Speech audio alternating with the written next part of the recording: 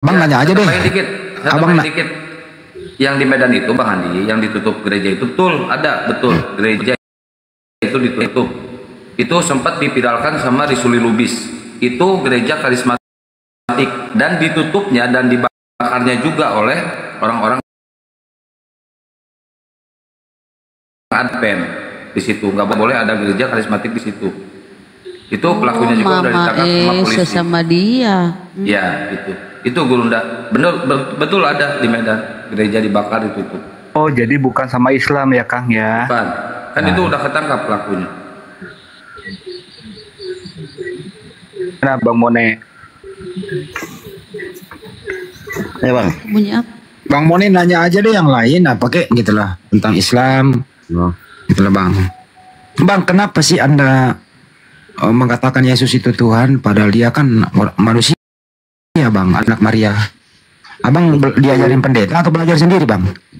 Yesus itu Tuhan tuh bang, itu didatangnya itu dari firman bang. Firman yang menjadi anak manusia bang. Silakan Bang Juma. Iya. Biar gak ngantuk. Iya, jadi gini. Kristen itu lebih dulu didogma Yesus itu Tuhan. Setelah didogma Yesus itu Tuhan, maka Kristen cari dalil. Maka ditemukanlah dalil pada mulanya adalah firman itu. Firman itu bersama-sama dengan Theos. Dan firman itu adalah Theos. Padahal di situ tertulis di Data nomor 14-nya, firman itu menjadi daging. Firman itu menjadi dagingnya Yesus. Artinya Yesus ini bukan Tuhan. Tapi karena memang sudah didogma, Kristen ini harus menuhankan sosok yang bernama Yesus. Baru kemudian cari dalil. Mana dalilnya ya? Pastor pendeta mengatakan, baca aja di Yohanes 1 nomor 1. Padahal di situ pada mulanya adalah perkataan. Perkataan itu melekat pada Sang Pencipta. Perkataan di situ adalah sifat berkata-kata. Jadilah terang. Apa yang terjadi? Terjadi nggak terang? Berdasarkan Yesaya 55 nomor 11, aku Tuhan, aku memberi perintah, maka semuanya jadi. Firman yang keluar dari mulutku tidak akan kembali dengan sia-sia kepadaku. Sebelum apa yang kulontarkan itu terjadi. Jadilah bumi. Bumi jadi. Jadilah Mars. Mars jadi. Jadilah langit. Jadi langit. Semua apa yang keluar dari mulut Tuhan akan berjalan sesuai dengan apa yang digariskan oleh Tuhan. Nah, Tuhan berfirman kepada Maria, Maria, ente perawan, ya paman, tapi aku mau kau hamil. Hamil enggak? Hamil. Maka pada mulanya kehamilan Maria itu adalah kehendak firman yang berasal dari Tuhan.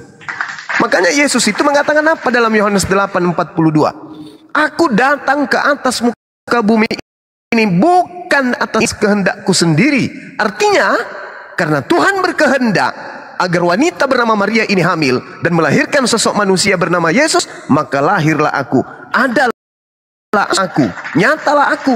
Makanya dikatakan pada mulanya firman itu telah menjadi daging, jadilah Yesus. Nah, Kristen terlanjur didoktrin, didogma menuhankan sosok bernama Yesus disebabkan karena memang ada sosok yang datang mengaku kepada Paulus. Jadi sosok ini mengaku melalui Paulus. Untuk itulah dia mati agar dia bangkit dari kubur untuk menjadi Tuhan bagi orang Kristen. Roma 14 nomor 9. Nah, Kristen ini manusia berakal, punya otak. Kok Tuhan bisa jadi manusia? Akhirnya cari dalil, cari data, cari dalil. Ketemulah Yohanes 1 itu. Pada mulanya firman bersama-sama dengan Tuhan. Firman itu adalah Tuhan. Firman itu adalah dewa. Firman yang adalah dewa itu telah menjadi daging. Daging yang diserahi roh ini kemudian diberi roh. Maka dia hidup menjadi manusia. Diberilah nama Yesus. Begitu bang. Itu alurnya itu begitu. Jadi orang Kristen ini didoktrin dan didogma untuk menyatukan dua Yesus. Yesus yang adalah nabi yang datang di tengah Bani Israel untuk Bani Israel, dengan Yesus yang ada yang datang kepada Paulus yang mengajarkan Paulus untuk mendoktrin orang-orang untuk menuhankan dirinya. Jadi Yesus yang adalah Nabi dan Yesus yang adalah Al-Masih itu digabung menjadi satu oleh orang Kristen. Makanya Kristen punya prinsip apa? Yesus 100% manusia, 100% Tuhan. Karena dua Yesus digabung. Nah, ini orang Kristen harus pecahkan masalah ini. Bahwa sebenarnya Yesus yang kalian sembah itu bukanlah anak Maria, tapi makhluk halus, makhluk roh yang datang kemudian kepada Paulus untuk supaya Paulus mengajak orang lain mempertuhankan dirinya. Siapa dia? Tanya Yesus. Yesus, ya paman, adakah nanti orang atau oknum atau sosok yang datang setelah mengaku Yesus? Ada. Siapa dia Yesus? Dirimu? Bukan. Itu bukan kamu? Bukan. Serius bukan kamu? Yes. Kok bisa kayak gitu? Iya. Aku datang nanti di akhir zaman itu ditandai dengan awan-awan di langit, kemudian aku bersama dengan malaikat dan seluruh dunia orang-orang akan melihatku. Itu aku datang sebagai apa? Sebagai anak manusia. Tertulis di mana? 30. Jelas. Berarti yang datang adalah anak manusia. Dan seketika aku datang, seluruh manusia di atas muka bumi ini akan melihat aku. Ada yang tidak melihat aku. Kenapa? Karena itu adalah huru hara menjelang hari kiamat. Ketika aku datang, maka sejenak lagi kiamat itu akan datang. Tidak ada lagi presiden, nggak ada lagi prajurit, nggak ada lagi guru. Semuanya, semua manusia yang ada di atas muka bumi akan was-was ketakutan karena kedatangan Yesus. Kenapa? Karena itu adalah simbol datangnya kiamat. Aku datang untuk menjadi hakim bagi mereka yang telah menyembah aku. Matius 7, 22-23. Enyahlah daripadaku. Kalian semua adalah pembuat kejahatan. Aku tidak mengenal kalian. Nah itu. Jadi Yesus yang datang kepada Paulus, Yesus yang datang kepada Ananias, Yesus yang datang kepada penulis kitab di Pulau Patmos, kitab Wahyu, Yesus yang datang kepada para murtadin yang bersaksi aku kedatangan Yesus, aku didatangi. Itu bukan Yesus Nabi, itu adalah makhluk halus yang membawa-bawa nama Yesus. Yesus mengatakan dalam Matius 24 nomor 4, waspadalah kepada penyesat, sebab dia akan datang dengan memakai nama Yesus dan berkata, akulah Mesias. Jangan kau percaya, dia akan menyesatkan banyak orang. Coba Anda renungkan, Yesus sendiri yang memberikan simbol itu. Makanya Yesus mengatakan apa ketika ditanya, Guru, ya paman, tolong tunjukkan kepada kami satu tanda. Apa kata Yesus? Angkatan jahat, orang Farisi dan angkatan tidak setia ini minta sebuah tanda, dan tidak akan diberikan satu tanda kecuali keluar dari kubur pada hari ketiga. Selayaknya Nabi Yunus keluar dari perut ikan pada hari ketiga. Nah, jadi tanda angkatan jahat diberikan oleh Tuhan melalui lisan Yesus berdasarkan Bible adalah adanya kepercayaan ada makhluk yang keluar dari kubur pada hari ketiga. Apa tanda untuk angkatan jahat hadiah untuk dia? Mempertuhankan sosok yang keluar dari kubur itu. Asal Anda tahu, yang mengaku yang anda baca di dalam Bible yang ngaku malaikat di dalam kubur ketika Maria datang, itu bukan malaikat. Itu bukan Yesus. Itulah sang Mesias palsu, iblis. Yang datang membisikkan murid-murid. Mereka membisikkan kepada mereka dan berkata kepadaku telah diberi kuasa baik di langit maupun di bumi. Itu bukan Yesus. Itu adalah roh gelap yang datang kepada orang-orang untuk mengajarkan ke seluruh dunia agar mempertuhankan Yesus. Yang berkata pergilah ke seluruh dunia jadikan seluruh bangsa menjadi muridku. Itu bukan Yesus. Itu bukan Yesus. Itu adalah Mesias palsu yang menginginkan dirinya menyamai Tuhan agar dia juga dituhankan oleh manusia. Dia ingin menyamai Tuhan yang maha tinggi dengan melantik dirinya menjadi Tuhan bagi orang-orang yang tidak berakal. Makanya Yesus berkata apa? Iblislah yang menjadi bapakmu dan kamu mau melakukan keinginan-keinginan bapakmu. Itu Yesus ucapkan ketika orang-orang Yahudi ingin membunuh dia. Jadi yang ingin membunuh Yesus itu adalah anak setan. Kata siapa? Kata Yesus. Dalilnya di mana? Yohanes 8 nomor 44. Saya kira begitu, Bung. Ini penjelasan terstruktur dari Bible. Anda, saya tidak menambahi, saya tidak mengurangi. Silakan.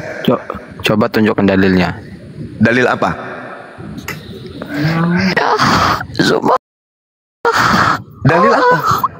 Ya, Zuma. Stresnya orang. Nah, tuh, coba lihat, jangan diturunkan. Kalau kayak gitu jangan diturunkan. Bang Andi, naik lagi sini, naik lagi. Supaya kita buktikan bahwa mereka ini bukan orang kerasukan ajaran roh kebenaran, mereka ini kerasukan roh setan. Gak ada Lanjut Bang.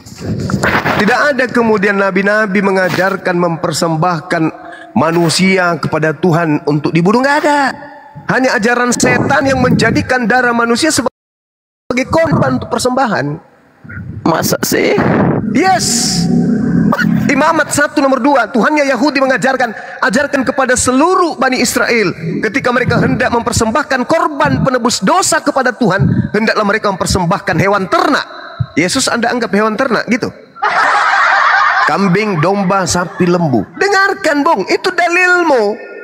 Begitu juga dalam Al-Quran surah Al-Hajj ayat 34. Sampaikanlah bahwa aku Tuhan sudah memberikan syariat hukum kepada umat terdahulu. Ketika mereka hendak mempersembahkan korban, mereka mempersembahkan hewan, domba, kambing, sapi, lembu. Lah kok ini Kristen muncul dari barat, mengangkat satu keadaan, kejadian yang sudah terjadi pada abad pertama, mereka kemudian gaungkan dari abad kedua, ketiga, keempat sampai hari ini, bahwa Tuhan kemudian datang ke muka bumi, mempersembahkan dirinya setelah beliau berinkarnasi, ya, menjadi manusia untuk nebus dosa-dosa manusia. Itu ilmu dari mana? Nabi tidak mengajarkan itu. Abraham, Daud tidak, bahkan Yesus pun tidak. Matius 8 nomor 4, apa kata Yesus? Perlihatkan dirimu kepada para imam dan persembahkanlah persembahan yang diperintahkan oleh Nabi Musa kepadamu. Ayo. Yesus mengajarkan mempersembahkan persembahan Nabi Musa. Nabi Musa diminta untuk mempersembahkan hewan, bukan manusia. Siapa yang mengajarkan Kristen mempersembahkan manusia untuk nebus dosa? Iblis. Ada gitu Tuhan minta, tolong tunjukkan. Bersusun nabi di dalam kitab saudara. Banyak kitab-kitab para nabinya orang Yahudi ada di dalam kitab saudara. Tunjukkan di antara nabi-nabi itu yang mengajarkan mempersembahkan manusia untuk dosa-dosa. Ada? Intinya hanya dewa Molok Kristen yang agama minta. pertama. Iya betul. Kristen agama pertama. Pertama agama yang kemudian memplesetkan ajaran Tuhan, agama Anda. Coba lihat Adam. Coba lihat di Eden. Apa yang dilakukan oleh Adam? Diperintahkan oleh Tuhan, Adam, semua apa yang ada di sini boleh kau makan. Yang penting satu jangan kau makan, yaitu pohon buah ilmu pengetahuan. Jangan kau dekati, apalagi memakan buahnya. Iblis datang mengatakan apa? Makan aja, itu tak apa, tidak masalah. Justru kalau kau makan buah itu kau akan hidup kekal. Itu kerja iblis tuh, menjanjikan sesuatu yang tidak rasional berdasarkan firman Tuhan. Yesus datang mengatakan apa? Matius 5 nomor 19. Barang siapa yang meniadakan hukum Taurat meskipun yang paling terkecil, lalu mengajarkan kepada orang lain, maka dia akan menempati neraka. Iblis datang mengajarkan apa? Hukum Taurat itu tidak berlaku lagi. Hukum Taurat itu sudah dibatalkan dengan matinya tumbal di atas salib.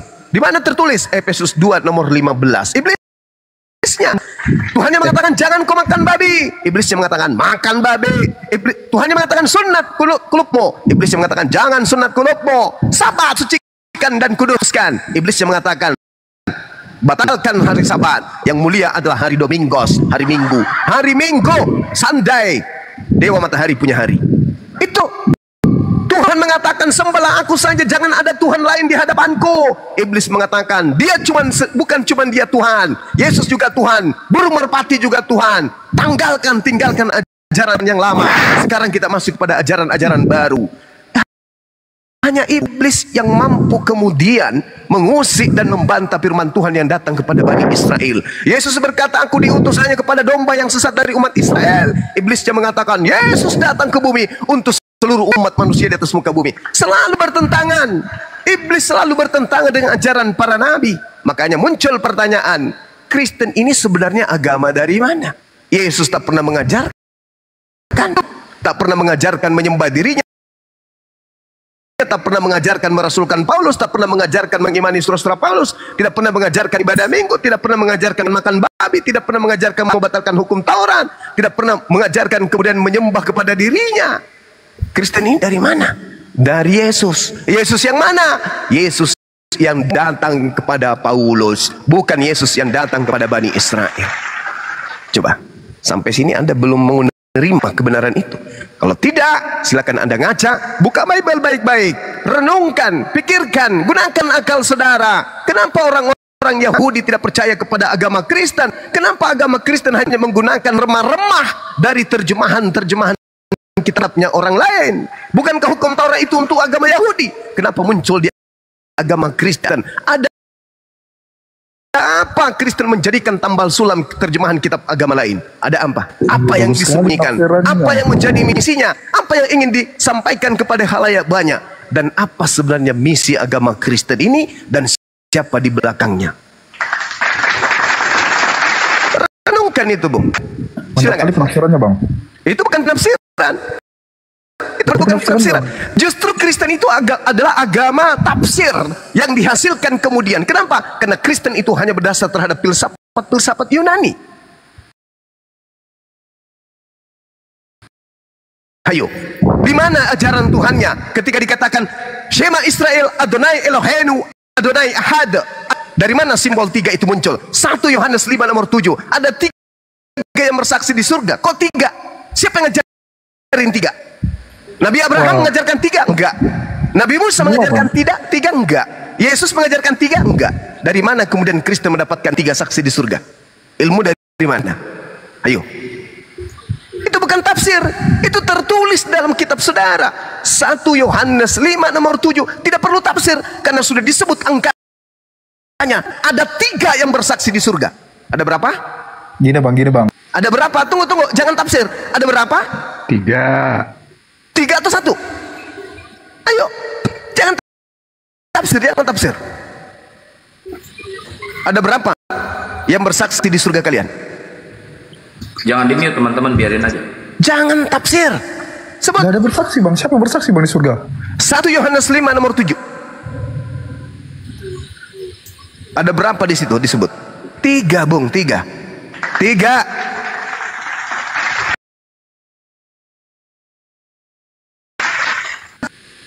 Adakah Yesus mengatakan 17 nomor 3? Hidup kekal itu dalam mereka mengenal sang Tuhan berapa? Satu-satunya Tuhan. Yesus dikenal sebagai apa untuk mendapatkan hidup yang kekal? Sebagai Rasulullah, sebagai utusan Allah. Loh kok kalian jadikan dia juga Tuhan? Silakan. Gini bang, historinya dulu. Di perjanjian lama tertulis akan datang Mesias untuk menyelamatkan kalian dari darah seorang perawan. Nah itu Yesus. Kenapa Yesus tidak mengajarkan itu, Bang? Kenapa Yesus tidak mengajarkan itu? Kenapa justru kalian yang bukan Bani Israel yang mengajarkan itu? Mengajarkan, di mana Yesus mengajarkan itu? Pada saat mereka kumpul bersama murid-muridnya di 12. Maksudnya di apa? Di mana? Perjamuan Kudus. Perjamuan terakhir. Iya, perjamuan terakhir, Bang. Ya, Yesus justru memberikan kemudian pengajaran kepada mereka. Apa kata Yesus di perjamuan kudus itu? Tidak lama lagi aku berkata-kata dengan kalian, sebab penguasa dunia telah datang, dan penguasa dunia itu tidak akan berkuasa sedikit pun kepadaku. Tuh, berarti penguasa yang datang itu iblis, dan iblis tidak akan Nah kan penafsirannya penguasa ibaratnya itu bang, Yunani bang, pada saat itu penguasa pada saat itu bang. Oh bukan, itu iblis. Coba Anda baca di dalam Matius 4. Coba Anda baca Matius 4 saudara. Yang dianggap penguasa dunia itu adalah iblis. Kepada aku telah diberi kuasa baik di langit maupun di bumi. Itu Anda harus pelajari itu. Iblis diberi kuasa kemudian untuk mencobai anak manusia. Makanya di dalam kitab Kejadian dikatakan Aku akan membuat permusuhan antara keturunanmu dan keturunannya. Iblis diberi wewenang kemudian untuk menggoreng habis anak keturunan Adam di dunia ini. Dia turun ke bumi untuk menjerumuskan kita semua. Dan yang bertahan hanya yang memegang panji tauhid saja. Yesus pun mengajarkan itu. Hidup kekal kalian dapatkan ketika kalian mengenal Tuhannya Abraham, Ishak dan Yakub, satu-satunya Tuhan yang betul, dan mengenal aku sebagai utusannya, mengenal aku sebagai Mesias. Apa itu? Manusia yang diurapi, udah, jangan dituhankan. Tapi iblis mengatakan apa? Mesias itu apa, Bang? Mesias itu adalah orang yang diurapi, bukan Tuhan yang diurapi, tapi orang, manusia. Manusia yang diurapi selayaknya Daud, Saul, Salomo, Harun, itu semua itu mereka adalah Mesias. Mesias itu adalah orang yang diurapi. Yesus makanya tidak. Yesus Mesias nggak, Bang? Yes. Benar nggak? Yes. Dia lebih spesial. Makanya dia Bang? bukan Tuhan kan, dia Mesias. Nah, berarti pengertian Abang Mesias kan salah, Bang. Sekarang Mesias yang punya juru selamat, Bang. Ya juru selamat. Memang betul juru selamat. Justru karena Yesus juru selamat, jangan kalian imani dia mati tidak selamat. Jangan dibalik. Oh, Yesus itu juru selamat, tapi ternyata dia hancur lebur dimakan sama setan di atas pohon. Gimana ceritanya? Logika Yesus sendiri mengatakan, Yesus mengatakan Yohanes 14:30, apa kata beliau? Iblis sedikit pun tidak berkuasa atasku. Itu kata Yesus. Iblis mengkhianati, kemudian merasuki Yudas agar Yudas berkhianat kepada Yesus. Iblis merasuki imam kepala mahkamah agama agar mereka melakukan kesaksian-kesaksian palsu dan tipu muslihat. Apa tujuannya? Agar Yesus dihakimi. Berhasil nggak tipu muslihat iblis? Tidak berhasil. Makanya di dalam Matius 4 nomor 13, apa kata iblis di sana yang diterangkan di sana? Ketika iblis mencobai Yesus, ingin menghancurkan Yesus, ingin memutuskan kemudian langkah pergerakan juru selamat Tuhan kepada Bani Israel, ingin memblokade kemudian dakwah Yesus, iblisnya tak berhasil. Apa keterangan nomor 13-nya? Iblisnya mundur dari Yesus karena tidak berhasil sambil menunggu waktu yang tepat. Iblisnya menunggu waktu yang tepat. Pada saat Yesus terangkat ke langit, disitulah waktu yang paling tepat untuk menyesatkan manusia. Dengan cara apa? Yesus pergi, aku iblis muncul di tengah-tengah mereka, ngaku-ngaku Yesus. Makanya Yesus sebelum terangkat, apa kata dia? Waspadalah kepada iblis yang datang setelahku, yang memakai nama Yesus dan berkata, akulah Yesus, aku percaya. Lukas 21:28. Kok salah pula? Kok salah pula? Kok lain pula? Apa yang lain? Yesus berkata akan muncul penyesat, akan muncul iblis, planos. Oh, salah. Nabi palsu itu adalah utusan si iblis. Iblisnya datang kepada nabi palsu itu. Iblisnya datang, akulah Yesus yang telah kau aniaya. Aku akan menunjukkan kota di mana kau akan mengembangkan tugas. Makanya Paulus mengatakan Galatia 1:15-16, aku diutus kepada orang-orang yang tidak bersunat. Pertanyaannya, siapa yang mengutus Paulus kepada orang-orang yang tidak bersunat? Bukankah Tuhan mengajarkan di dalam kitabnya orang yang masuk ke tempat suci? Yesaya 52 nomor 1, jangan kau masukkan, jangan kau izinkan orang yang tidak potong nonotnya masuk ke tanah Yerusalem. Haram, tidak boleh. Yesaya 44 nomor 9, haram hukumnya orang yang tidak bersunat masuk ke dalam sinagoge tempat suci Baitullah, Bait El. Gak boleh, gak boleh. Lalu kemudian dalam Wahyu, bahkan Wahyu 21:27, kalau kita rangkaikan itu, maka orang yang tidak bersunat haram hukumnya masuk di surga. Lah, benar, Bang. Nah, terus kenapa Paulus ini, kenapa Paulus ini justru diutus kepada orang-orang yang tidak bersunat? Siapa yang mengutus dia? Karena dia merangkul semua, Bang. Karena Paulus disuruh untuk merangkul semua, Bang. Siapa yang suruh? Siapa yang suruh? Yang suruh siapa ke orang-orang yang tidak bersunat? Yang suruh itu Bang. Menurut Bang Zuma itu iblis, tapi menurut Kristen itu Roh Kudus, Bang. Oke. Anda mengatakan Roh Kudus. Roh Kudusnya mengaku siapa? Akulah Roh Kudus atau akulah Yesus. Ayo. Ayo.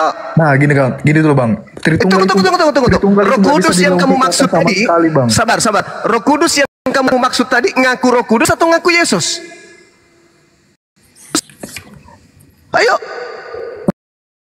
Aku Yesus Bang. Nah, Roh Kudus emang Yesus? Itu kan satu-satu Bang. Itu tafsiran Anda. Anda menjilat pernyataan Anda sendiri. Jangan Anda mentafsirkan. Yang disebut Yesus itu adalah anak Maria. Yang disebut Elohim itu adalah Sang Bapa. Roh Kudus hanya punya nama Roh Kudus. Tak ada nama yang lain kecuali Gabriel. Bukan Yesus. Ingat Bung, ingat. Yang datang setelah Yesus naik itu kepada Paulus adalah Yesus, bukan Roh kebenaran, bukan Roh Kudus. Di mana tertulis Roh Kudus datang kepada Paulus? Itu tercatat di mana? Yang datang kepada Paulus itu ngaku Yesus. Itu Roh Kudus Bang. Di mana tertulis itu Roh Kudus? Di mana dalilnya? Coba tunjukkan dalilnya kepada saya. Ayo. Orang beragama Kristen harus berpola kepada kitabnya. Orang Islam harus berpola kepada kitabnya. Jangan kepada angan-angan. Ayo, silakan tunjukkan. Di mana Roh Kudus datang kepada Paulus? Silakan. Banyak Bang. Silakan saudaraku, silakan tunjukkan. Kita belajar di sini. Ajarin saya. Di mana tertulis Roh Kudus datang kepada Paulus? Nah, ya, ke perpustakaan dulu, silakan.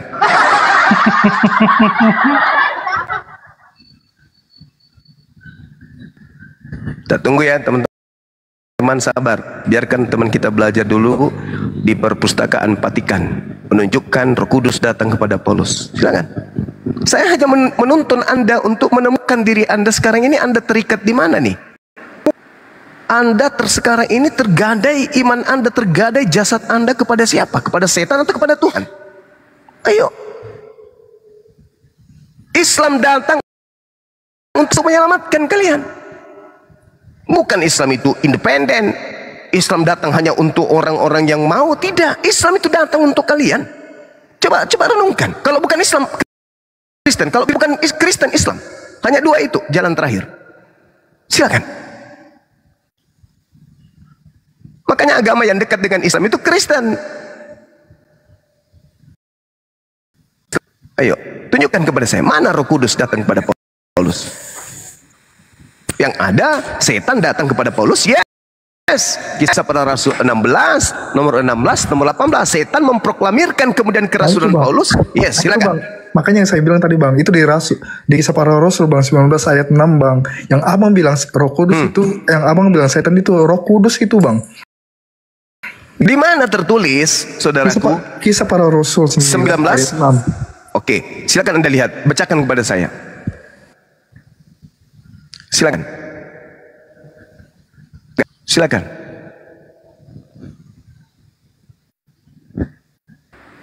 Silakan Bang, saya senang hati belajar sama Anda. Silakan. Lagi ke perpustakaan. Iya. Anda ingin mengatakan hati-hati membawa data ke saya. Hati-hati. Saya harap saudara Kristen hati-hati. Kalau Anda belum mendalami Bible, Anda ingin mencoba membuyarkan kemudian argumentasi saya tentang Bible, hati-hati. Anda akan malu. Serius. Anda akan malu.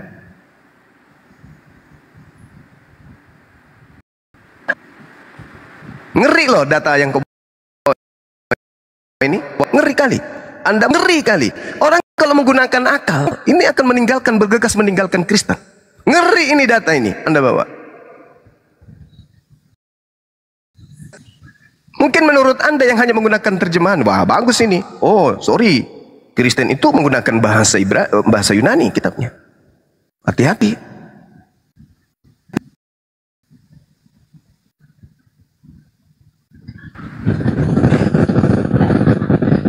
Lama banget. Silakan. Dan ketika Paulus menumpangkan tangannya di atas mereka, turunlah apa? Hantu suci Roh Kudus ke atas mereka dan mulai mereka berkata-kata dalam bahasa roh dan bernubuat. Ayo. Silakan. Silakan. Istilah Roh Kudus itu dari mana datangnya? Ayo. semangat, semangat. Silakan, jangan kabur bang. Biar kita ajarin, pelan-pelan kita ajarin. Dan ketika Paulus menumpangkan tangan di atas mereka, turunlah hantu suci, hantu murni ke atas mereka. Hantu loh. Hantu loh ini. Lukas 24 nomor 37. Hantu. Hantu ini tertulis di kitab saudara.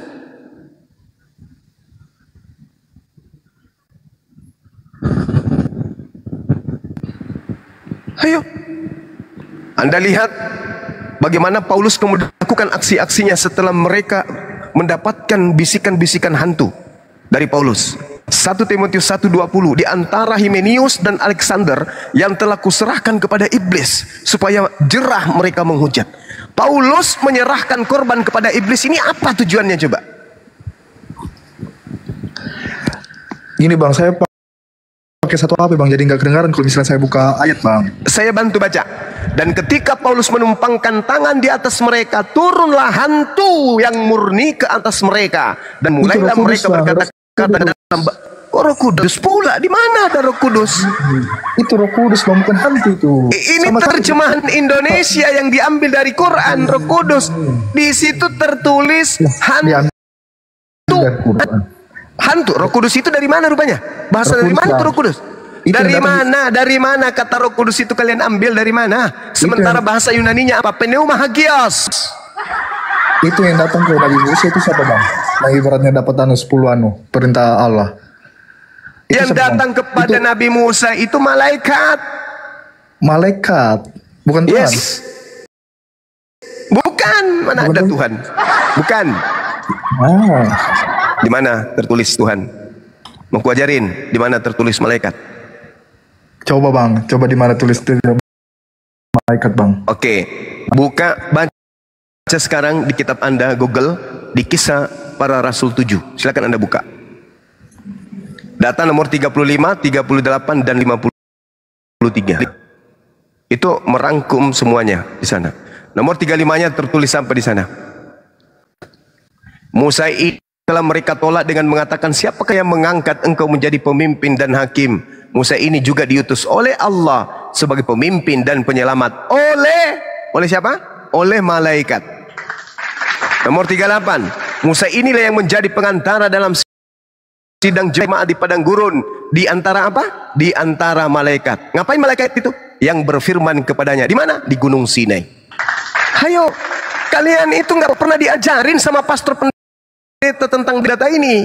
Yang datang kepada Nabi Musa itu bukan Tuhan, itu adalah Malach Elohim, malaikat Tuhan.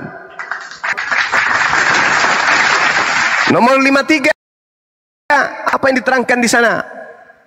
Kamu telah menerima hukum Taurat yang disampaikan oleh para malaikat. Siapa yang menyampaikan Taurat? Malaikat. Akan tetapi kamu tidak menurutinya. Hayo, jadi kalian selama ini didoktrin dan didogma, termenset dalam pikiran saudara yang datang kepada Musa itu Tuhan. Karena kenapa? Ya, kalian tidak diajarkan. Ada di Keluaran 3 ayat 11 sampai 13. Bahwa Allah berbicara kepada Musa. Oh, Allah berbicara kepada Nabi Musa. Itu malaikat Tuhan berbicara kepada Nabi Musa. Nah, dan itu kalau malaikat bang, itu Tuhan bang. Iya memang, makanya Yesus jawab. Apa kata Yesus? Bukankah siapapun yang diserahi tugas untuk menyampaikan firman, maka dia adalah Allah. Yohanes 10 nomor 34, 35, 36.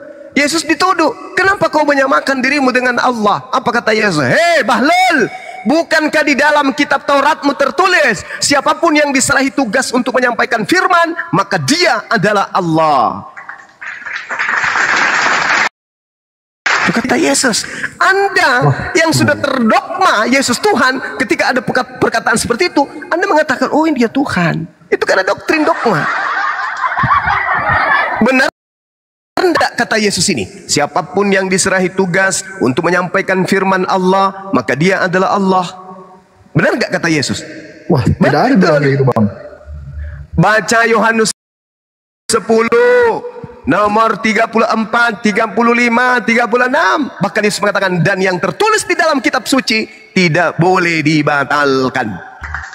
Masihkah kau masih mengatakan diriku ini adalah menghujat Allah karena aku mengaku Allah? Jangan dong. Bukankah Nabi Musa juga melakukan hal yang sama?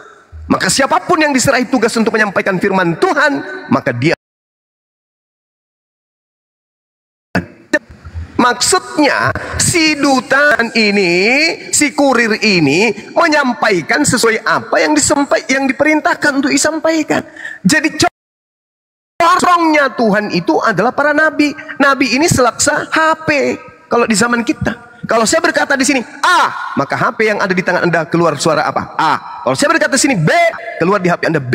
Maka HP itu bukan Bang Suma, tapi HP itu adalah perpanjangan mulut Bang Suma untuk kuping saudara. Begitulah Yesus. Ketika Yesus berkata, "Akulah Allah," maka maksudnya Yesus menyampaikan firman Tuhan yang datang kepadanya. Yohanes 12:49, "Aku berkata bukan dari diriku sendiri. Apa yang aku katakan adalah apa yang diperintahkan oleh Bapa untuk aku katakan, aku sampaikan." Yohanes 14:24, "Firman yang kau dengar dari mulutku bukan dari aku, tapi dari Dia yang telah mengutus aku." Kalau Anda menggunakan akal, sebenarnya Anda sudah tamat dari ajaran ini. Ini Bang Suma, Silakan. Yesus itu tidak pernah mengatakan ibaratnya dirinya Tuhan. Yesus Siapanya? tidak pernah mengaku dirinya Tuhan, Bang. Siapa?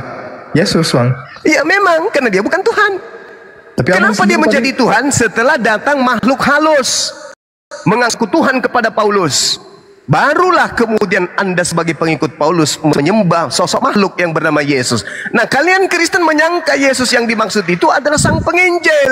Bukan. Sang penginjil itu Mesias untuk Bani Israel. Yang kamu sembah ini, sang bintang fajar, berbeda dengan sang penginjil. Yesus itu sang penginjil. Markus 1:14. Dia sang penginjil. Dia sang penginjil. Yesus itu sang penginjil. Yesus dulu penginjil, Bang.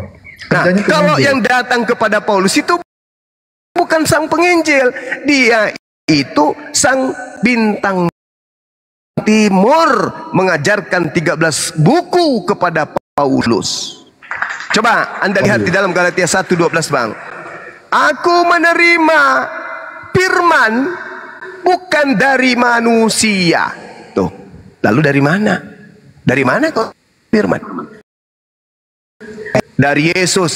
Yesus itu manusia, Cahyo. Oh, bukan Yesus itu, Bang. Yesus yang datang kepadaku itu hanya berupa cahaya.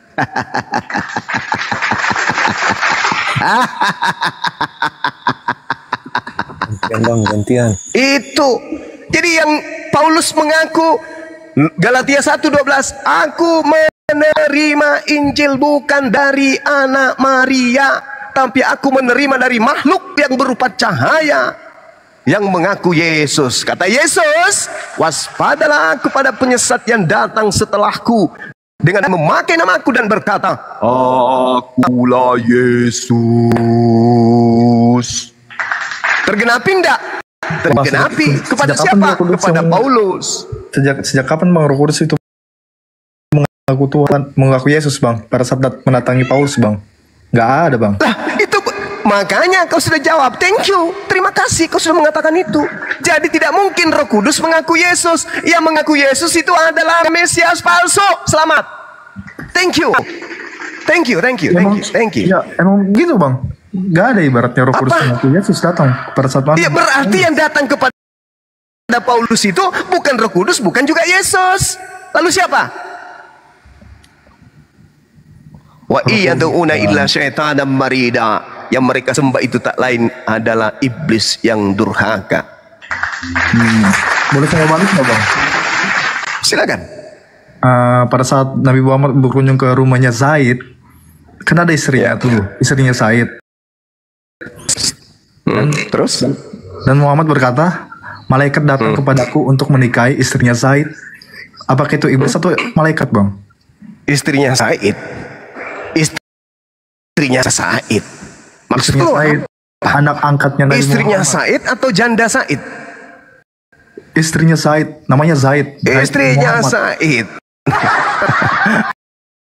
Allahu Akbar. Saudara, percuma Anda membahas tentang Nabi Muhammad. Percuma. Nabi Muhammad terlalu berat untuk dilecehkan. Ingat, orang sesamanya Nabi Muhammad tidak pernah melecehkan dirinya. Anda yang membaca kitab suci Al-Quran aja kagak bisa. Hanya mendengarkan informasi-informasi dari orang yang membenci dia. Sebelum Anda lahir, kalau itu betul, maka sejazirah Arab akan mengutuk beliau. Tolong tunjukkan di mana kitab tertulis bahwa Nabi Muhammad itu dihujat oleh orang sesamanya. Tunjukkan kepada saya. Saya keluar sekarang meninggalkan agama saya kalau ada. Tunjukkan. Ada. Justru orang-orang setelah beliau wafat, mereka orang-orang Arab tidak ridha, tidak ikhlas ditinggal oleh mayatnya Nabi Muhammad. Mayatnya aja mereka nggak ikhlas, apalagi Nabi Muhammad. Mereka kemudian berkongkong-kongkong memeluk Islam, menjadikan Nabi Muhammad sebagai suri teladan. Sampai hari ini 1400 tahun silam. Bayangkan itu. Lantas Anda hanya sebutir debu mengatakan istrinya Said mau dinikahkan. Fitnahan dari mana itu kamu bawa, saudara? Hujatan mana itu? Di mana tertulis? Tunjukkan. Ya, silakan. Tunjukkan. Bible nggak paham, firman Tuhan paham. Lucu. Bible asli. Bible tulisan wartawan nggak paham, tapi tulis kalam Allah paham dia. Hebat orang ini, hebat. Itulah tanda bahwa kekuatan daripada makhluk yang datang kepada Paulus itu sudah memenuhi isi kepalamu.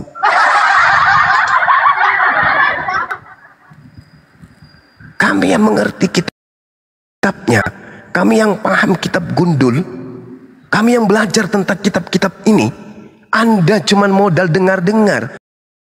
Google, alamak, memalukan. Oke ya teman-teman, kita sudah pada kesimpulan bahwa orang Kristen menganggap Yesus Tuhan. Yes, betul, itu Tuhan mereka. Tapi Yesus yang mana dulu? Itu yang harus kita tahu. Yesus yang mana dulu, paman? Karena Yesus, menurut Yesus akan muncul Yesus palsu. Tertulis di mana, Bang Suma?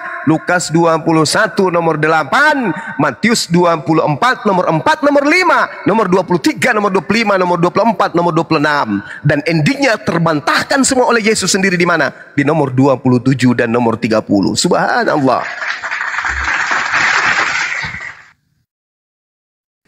Halo Bang, itu tentang Said Bang. Al-Hasab ayat ke-37 Bang. Coba Anda bacakan kepada saya.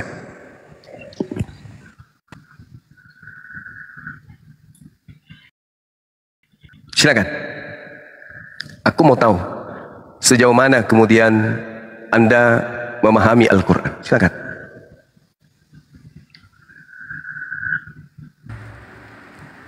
Izin sambil nunggu, ini Bunda Nora asli bukan?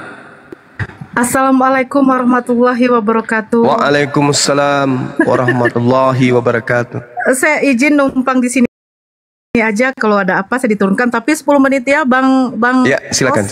Ya, untuk apa aja? Apa-apa. Jam kali pun. Diminta di follow lah. Ya lanjut Bang Zuma. Ini si Dana, kamu keluar dari jeda, Dek. Nggak akan bisa terdengar suaramu. Ini ada pion catur juga, dia hotel nih, pion catur. Dibuka mute-nya, Dek. Bang Zuma sehat, Bang? Sehat, alhamdulillah. Sehat ya, Bang? Masya Allah, alhamdulillah. Kok saya nggak ditanya sehat enggaknya? Itulah kasih sayangnya terbagi-bagi dia. Ya, Bang Pion Catur, silakan. Oke. Rasanya masih belum puas, ada yang mau ditanyakan sama Bang Zuma ini. Iya, silakan Bang. Oke, Bang. Berdasarkan apa yang saya cari dari real TikTok, itu Muhammad diutus Allah di tanah Arab. Salah bila memang salah, Bang ya. Ya, memang betul. Dan Musa diutus Allah di tanah Mesir karena memang dari sanalah menetap nenek moyangnya. Ya, terus Oke, itu benar Bang ya? Betul. Oke. Kemudian saya juga membaca Quran surah Al-Maidah ayat 46 yang isinya begini. Kami menurunkan Isa putra Maryam untuk membenarkan kitab yang ada sebelumnya, yaitu Taurat. Dan kami menurunkan Injil kepadanya, yang isinya adalah petunjuk dan cahaya.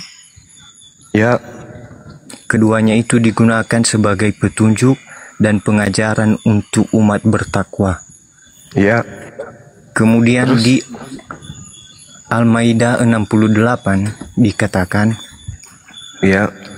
Hai Muhammad, katakanlah kepada ahli Taurat, sesungguhnya engkau tidak akan dikatakan beragama kalau engkau tidak mengajarkan Taurat dan Injil. Terus, Bang. Jadi berdasarkan tadi tempat diutusnya dan menetapnya Nabi Muhammad, yaitu di tanah Arab, dan sedangkan Musa yang menerima Taurat menetap di tanah Mesir, bagaimanakah seorang Muhammad ini bisa dengan percaya diri mengatakan bahwa dia membawa Taurat gitu loh, yang dititipkan kepada Nabi Musa, sedangkan tempat mereka jauh dan mereka tidak pernah bersama-sama, bahkan tidak mengenal satu sama lain. Dan tiba-tiba dengan datangnya Al-Quran, di dalam Al-Quran diakui bahwa Muhammad telah mengenal Taurat, sedangkan dia belum pernah bersama-sama dengan Musa dan juga Isa. Itu Bang, coba dijawab. Oke, baik. Sederhana lah. Kalau berbicara dengan narasi seperti itu, Paulus membawa Taurat. Di dalam Efesus 2:15 dia bawa Taurat. Sedangkan jaraknya dengan Nabi Musa, kenapa kemudian Paulus ngaku-ngaku membawa Taurat padahal dia tidak pernah dapat wahyu dari Tuhan. Nah, kemudian Al-Quran menjelaskan, A'udzubillahi minasyaitonirrajim, wa min qablihi kitabu Musa imama wa rahmah wa hadza kitabu musaddiqul lisanan Arabiyya. Dan sebelum Al-Quran itu telah ada kitab Musa sebagai petunjuk dan rahmat sebelum Al-Quran. Dan Al-Quran ini adalah kitab yang membenarkan Taurat tersebut dalam bahasa Arab untuk memberi peringatan kepada orang-orang yang zalim dan memberi kabar gembira kepada orang-orang yang berbuat baik. Jadi Allah yang pernah berfirman kepada Nabi Musa kembali berfirman kepada Nabi Muhammad, dan bagian daripada kisi penyampaiannya itu adalah cakupan Taurat. Allah sampaikan itu kepada Nabi Muhammad dengan menggunakan lisanan Arabian, perkataan dalam bahasa Arab, menggunakan bahasa Arab. Kemudian ketika saudara membawa data di dalam Al-Quran surah Al-Maidah ayat 46, wa kaffaina ala atharihim bi Isa bin Maryam musaddiqan lima baina yadayhi minat Taurah wa atainahul Injil fihi hudaw wa nur. Memang betul. Jadi ketika Nabi Musa kemudian datang kepada Bani Israel, Nabi Musa membawa Taurat. Taurat itu datang untuk kemudian sebagai petunjuk dan pengajaran orang yang bertakwa pada masanya, kaumnya. Petunjuk bagi Bani Israel, kaumnya Nabi Musa. Lalu datang Injil. Injil juga datang kepada Bani Israel melalui lisan Nabi Isa alaihissalam juga kepada Bani Israel, kaumnya.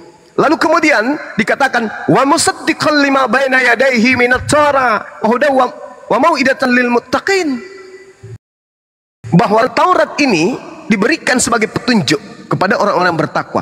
Permasalahannya sekarang, Taurat itu mana? Taurat diberikan kepada kaumnya Nabi Musa.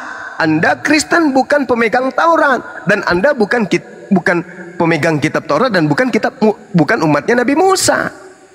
Tidak ada hubungannya ayat ini. Tak akan pernah bisa menolong orang Kristen dalil Al-Quran ini. Kenapa? Yang dimaksud Al-Quran adalah Tauratnya Nabi Musa. Yang dimaksud Al-Quran adalah Injilnya Nabi Isa. Sedangkan Kristen bukan umatnya Nabi Musa, bukan umatnya Nabi Isa, dan Kristen bukan pemegang Taurat dan bukan pemegang Injil. Kristen hanya memegang kitab remah-remah yang diambil terjemahannya dari Septuaginta yang diterjemahkan oleh Kekaisaran Ptolemy II pada abad ketiga sebelum Masehi. Tak ada hubungannya dengan Nabi Musa. Begitu juga Injil. Injil yang diberitakan Yesus atau Isa alaihissalam di tengah-tengah Bani Israel, seluruhnya 100% adalah firman Tuhan, bukan yang ditambah dan dikurangi. Sedangkan yang di tangan Kristen hanyalah terjemahan remah-remah dari agama sebelumnya. Dan kitab perjanjian baru ini adalah catatan-catatan wartawan yang tidak dikenal. Kemudian saudara, Anda mengambil Al-Quran surah Al-Ma'idah ayat 68. Qul ya ahlal kitab lastum ala syai'in hatta tuqimut Taurah wal Injil wa ma unzila ilaikum min rabbikum. Katakanlah wahai nabiku Nabi Muhammad, wahai ahli kitab, orang Yahudi dan Nasara, bukan Kristen, kamu tidak dipandang beragama sedikit pun hingga kamu menegakkan ajaran-ajaran Taurat dan Injil. Dan apa lagi?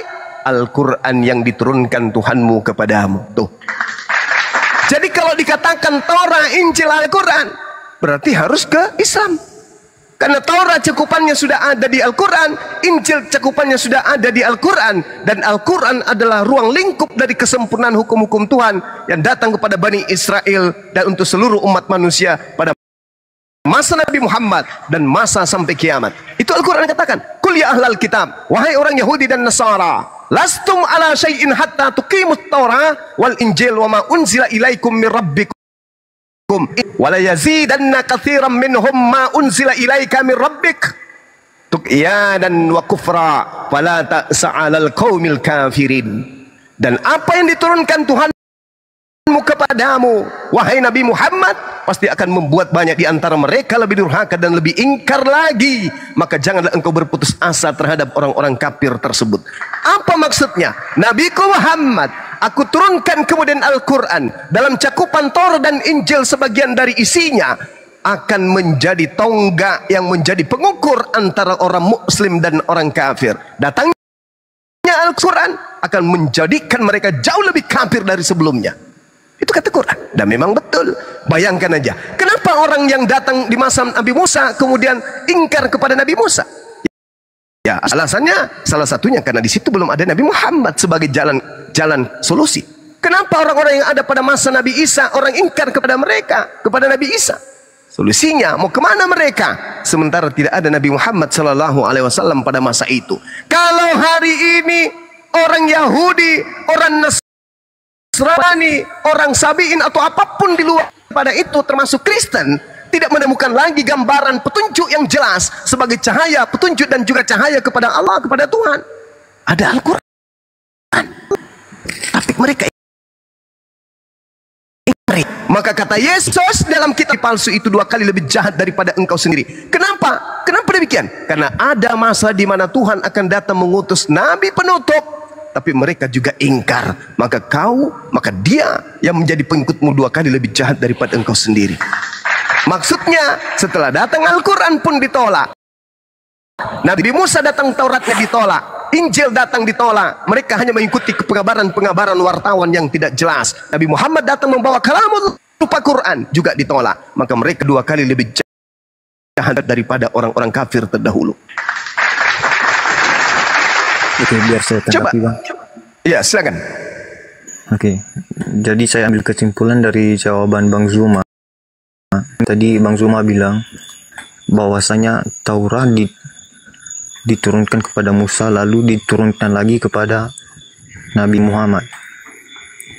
Yang saya mau tanyakan, apakah ada data dari Al-Quran yang bisa membantu jawaban Abang? Wa min qablihi kitabu Musa imam wa rahmah.